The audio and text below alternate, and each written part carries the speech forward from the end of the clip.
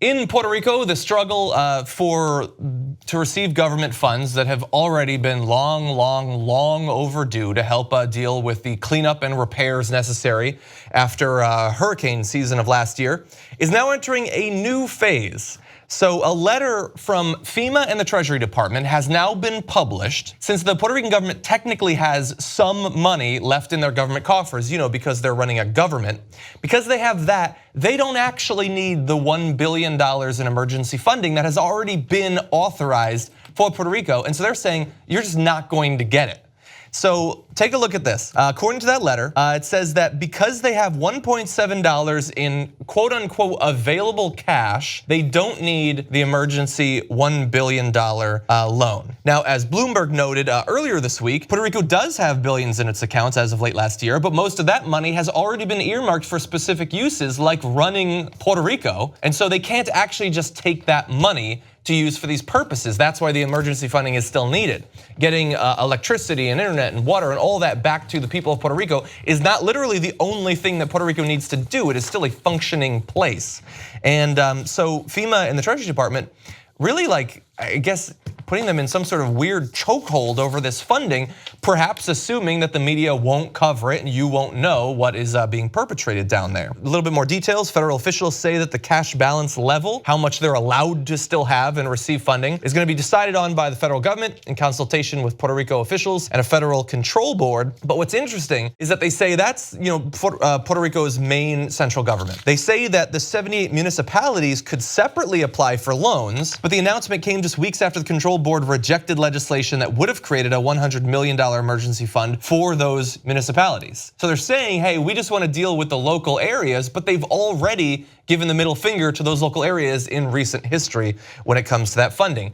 And in terms of the stakes, that $1 billion is really necessary. Still, about 40% of the island is without power, and the overall damage is expected to top $95 billion.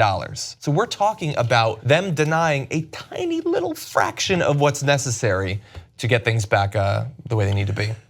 So let's talk about the reality of this and the implications. So first off, they don't have the $1.5 billion to spend on hurricane recovery, as John explained, and the federal government knows that. They know that it's earmarked for already vital uses, and it's already, you've got rationing going on when it comes to even water and utility.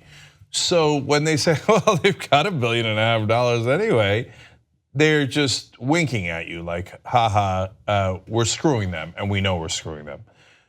Now, as far as the implications, well, okay, before Donald Trump's racism was a matter of words and tweets and insults. And you could say, well, yeah, but look, other Republicans have done worse, and that was true and is true. So George W. Bush invaded Iraq, certainly hundreds of thousands of civilians died, maybe millions, right? So now though, Donald Trump's racism is having policy effects.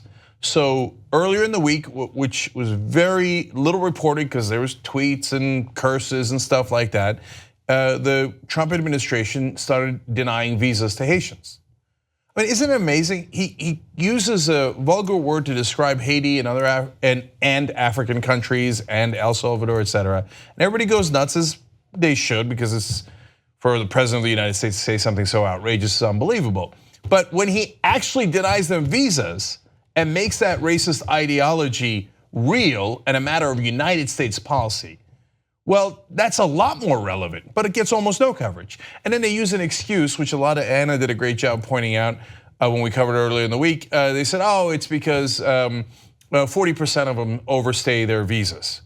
That is actually not true. The real number is less than 4%, and they're not in the top countries who do that. Actually, number one country that overstays their visa, Norway? Canada. Oh. Okay, so but we're not doing anything against Canada. Why? Because Donald Trump's a racist, and when and he's thin-skinned. So when he's attacked about, hey, you said some things wrong with Haiti, he's like, oh yeah, I'm gonna crush them even more. So that was in a particular kind of visa for low-wage workers. And again, Canadians violate that particular visa the most, etc. Right? So he punishes them. Now Puerto Rico, devastated by this hurricane. They're U.S. citizens. It's not even Haiti, it's a different country of Haiti, right? Puerto Rico is United States of America. And he's like, I don't care. I'm thin-skinned and somebody in Puerto Rico once insulted me. Plus, I don't like Puerto Ricans. Plus, I think they're lazy and and ingrates and all the things that he said and implied in those comments. So now it has a real effect. Yeah. I'm gonna take away $1 billion. So if you're in a place that voted for me or that was complimentary of me because I'm an egomaniac, you will get funding. In the tax bill, favored the red states, punished the blue states. Now it's based on both his ego and racism. So now we're punishing Puerto Ricans. So if you thought that racism was, oh yeah, it's bad and it degrades the culture, but doesn't have a policy effect, well, now it does. Yeah, and I mean, like we've pointed out, I mean, the situation there just dire. 292 schools still don't have power. It's possible that it's higher. There's one region that doesn't have internet, so they can't routinely actually transmit the information to the Department of Education about whether the schools have power or not. So it might be higher. That, by the way, is a huge percentage of all the schools in Puerto Rico, and it was forever ago that this actually happened. And I agree that this is an instance where it's very easy, like with Haiti, for him to just write it off. Like, I don't care. Whether he acknowledges that he is racist against Puerto Ricans or not, it's clear in the policy.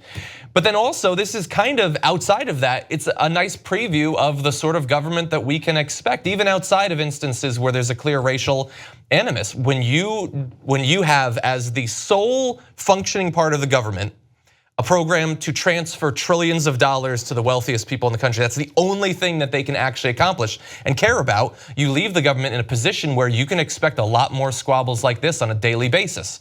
Where if you recall, even getting the funding for Texas or the funding for New Jersey and New York back when they experienced terrible storms, they actually got the funding in those cases, but not until there were huge arguments over whether it should go to this or that.